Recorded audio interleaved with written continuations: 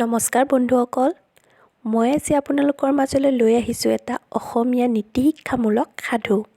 আৰু যদিহে আপোনালোকে এই সাধুটো শুনি ভাল পায় তেন্তে ভিডিঅ'টো চাই এটা লাইক কৰি দিব। তেন্তে বলক সাধুটো শুনি লওক। এখন হাবিত এটা সিংহ বাস কৰিছিল।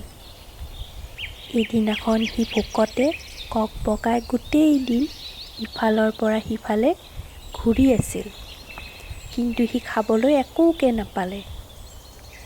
এনেকৈ সি ঘূৰি থাকোঁতে এটা গুহা দেখা পালে আৰু সিংহটোৱে গুহাৰ ভিতৰলৈ সোমাই গ'ল আৰু ভাবিলে যে ৰাতিলৈ এই গুহাটোলৈ নিশ্চয় এটা নহয় এটা জন্তু আহিব আৰু সি ইয়াক তৃপ্তিৰে ভক্ষণ কৰিব।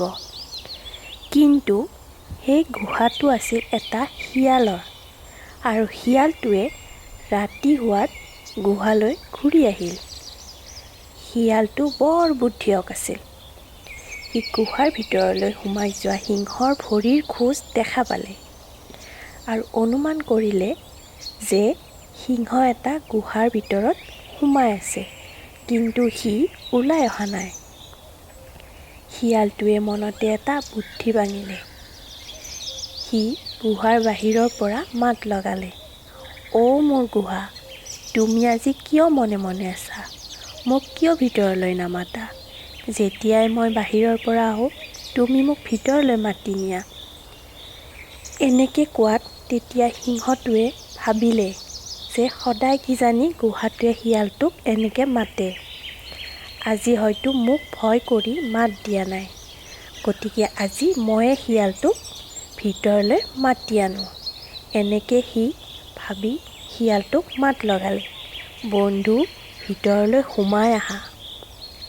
সিংহৰ মাত শুনি শিয়ালে বুজিবলৈ আৰু বাকী নাথাকিল যে গুহাৰ ভিতৰত সিংহটোৱে তাক মাতি নি ভক্ষণ কৰিব খুজিছে। গতিকে শিয়ালটোৱে পলম নকৰি সেই ঠাই এৰি ততালিকে গুচি গ'ল আৰু সি নিজৰ প্ৰাণ ৰক্ষা কৰিলে। তেন্তে বন্ধুসকল, আমি আজি এই সাধুটোৰ পৰা ইয়াকে শিকিলোঁ যে সাৱধানী আৰু বুদ্ধিয়কসকল সহজতে বিপদত নপৰে। তেন্তে আজিলৈ আহিছোঁ, ধন্যবাদ।